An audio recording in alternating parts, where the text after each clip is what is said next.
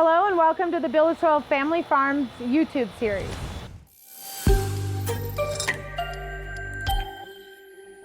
Today we're going to do a farm tour and give you an insight on everything we have going on here in Western Colorado. I've been meaning to do this for a while. I know some of you have seen it from the very beginning when we first put tomatoes in. It's about 80 degrees outside, maybe 75-ish. One thing that I'm super proud of is that we start our season very early. Not a lot of people have a full greenhouse of tomatoes in the beginning of June. So yesterday we got a new pig. We rescued a pig who has been underfed and not taken care of. She was going to go to slaughter. She was rescued by somebody else and was going to go to slaughter, and so when I heard that, I just couldn't let that happen. We decided to take her in. We already have a pig and he needed a friend, so I'm definitely going to show you her today along with Cooper if he's out there. I'm really excited to give her an amazing life. I'm going to kind of share with you some of the things I've learned along the way. I'm not an expert, I just love what I do. And I spend a lot of time paying attention to detail. So let's start here in the greenhouse. This is the front section of the greenhouse. We have all our starts. All these tomatoes you see here are going to be going to the farmer's market. We go every Saturday. We've got rid of a lot of stuff already. It's amazing to connect with the community, share with them all the things that I'm passionate about. Here we have what are called paper pots. These are green onions or scallions. They're going to be going out in the field here in a couple weeks. I will do a video on the paper pot transplanter whenever it comes around to planting these. It's a super cool machine. These are very easy to seed, and then you just run the machine through the field and it plants them, so that's really cool. Here we have the snacking lunchbox peppers. These are all going to be going into the greenhouse in the ground here in about 3 weeks. So basically this area of the greenhouse is our propagation area for the beginning of summer, and then when all these plants are sold and gone, this will become our harvest station for where we harvest all our salad greens, and we wash them and bag them and do all that in this area. So it's a multifunctional space. Here we have the ferment. We just tested the pH. We had Miles out, did a great video. So I'm really excited to apply this to the farm and get that going. One of the things I'm really proud of here in the greenhouse is just the way everything's looking right now. We had a little bit of some humidity and temp issues overnight, which made the plants curl up at the top, and I was just having a really hard time with it.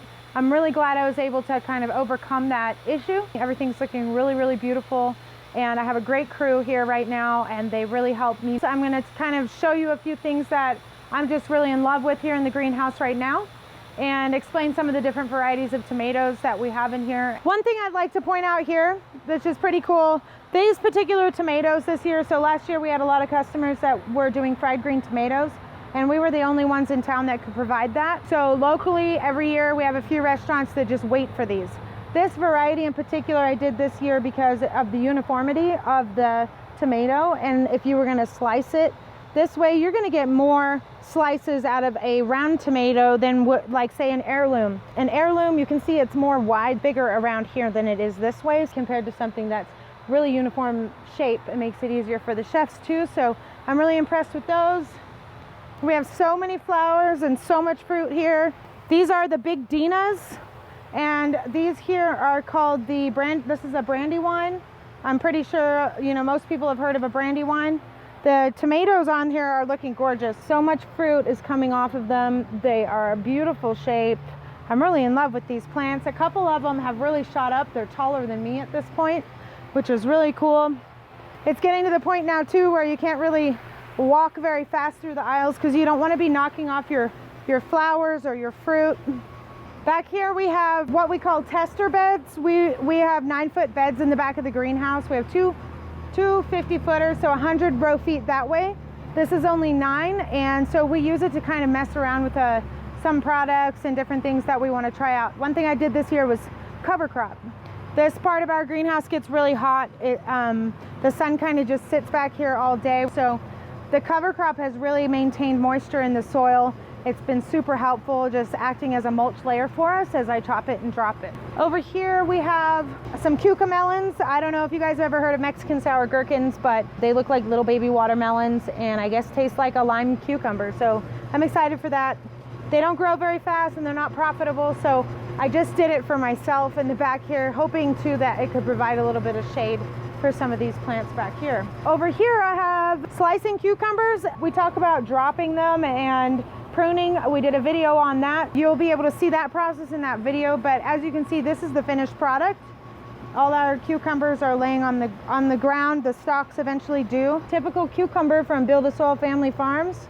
Absolutely beautiful. It's just a beautiful, delicious cucumber.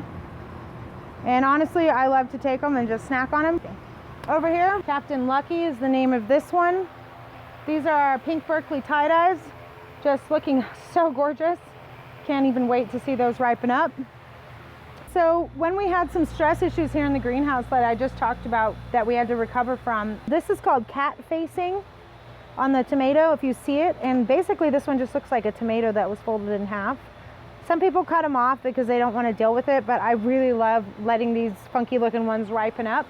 And because it's a certain type of tomato that's been bred for generations and generations, there are some weird genetic things that come out, and you never really know what shaped tomato you're going to get. So down here are our cherry tomatoes.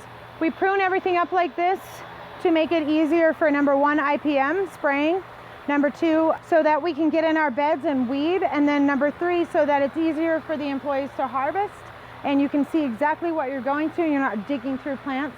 We do this to every single one of them. It is okay to have your fruit pods exposed like this, so in my mind it looks nicer too. I love walking through and being able to see the fruit. Here we have some first signs of ripening.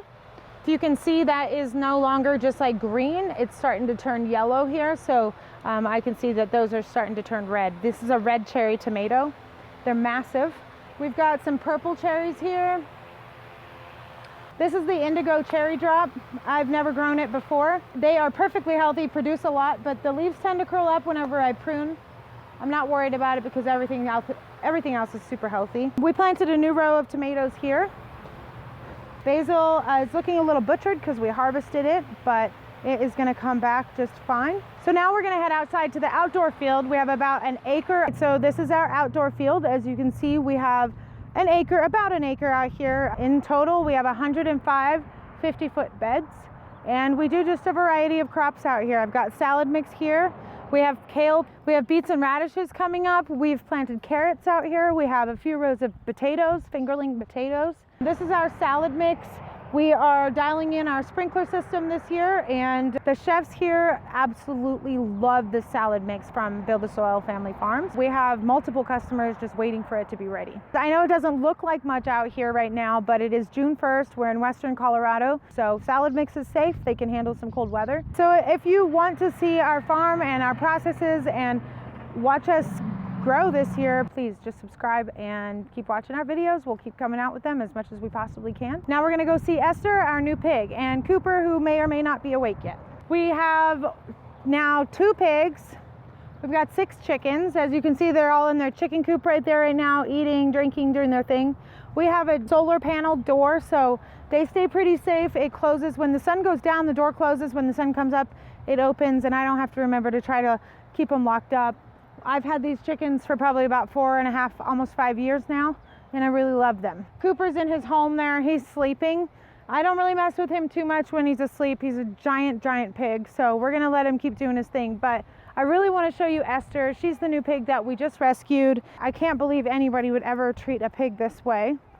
So what we did out here was, number 1, I got a tree because I want to provide some shade for the pigs eventually. I already had this whole pen done for Cooper, but he doesn't use the whole thing, so we cut it off to keep them separate just in case.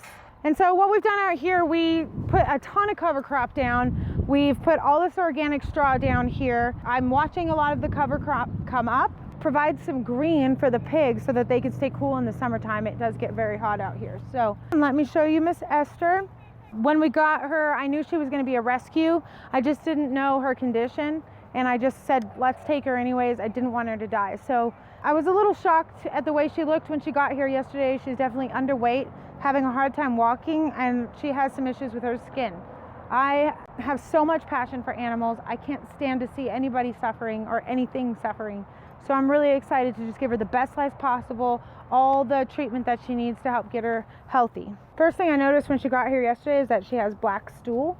And so I'm worried that she might have some worms or something. Hey, my Esther. Hi. She's very, very sweet. She has like such a good demeanor. She's definitely got a lot of skin issues going on, some mites or something. In order to keep Cooper safe, we're gonna really take care of her and mend her. I have a friend that takes in animals every way she can, and apparently she had this pig. There were two. One was a male and one was Esther. Esther made it, the other one didn't. So when I heard this story, I was just so moved. I couldn't stand the fact that she was abused. The other thing that really kind of struck me was that, you know, I've been wanting to get Cooper a friend for a really long time. So when the opportunity came up to get him a friend and also rescue a pig at the same time, my heart really went out to her. I'm pretty shocked about her conditions, and I'm just determined to get her healthy and give her the best life I possibly can.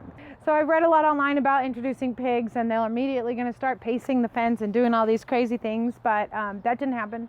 Cooper came out and basically just showed off a little, got in his mud hole. Esther came out and started wandering around, just wondering what was going to happen. One thing that I noticed was she was super hungry when she got here. She ate an entire bowl of food. For the first 30 minutes that she was on the farm, she ate. If you take a look at her, I know that you've all seen Cooper, but she's about 200 pounds less than she's supposed to be. She's the same age as Cooper, the same breed. So it's like, I've had Cooper for a long time, but there's not many vets out here that will do much for pigs because most people slaughter their pigs. We're not going to do that.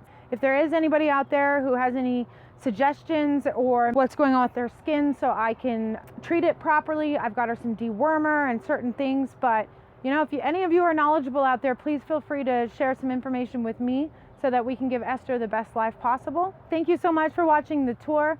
I hope you guys really enjoyed seeing the farm. I'm here every day, all day, and it's my life. So it's really great to get to share that with you. Once again, if you have any comments or suggestions, especially for Esther, please feel free to drop them down at the bottom. I love reading those and answering as many as I can. Thank you so much for watching, and we'll see you on the next episode.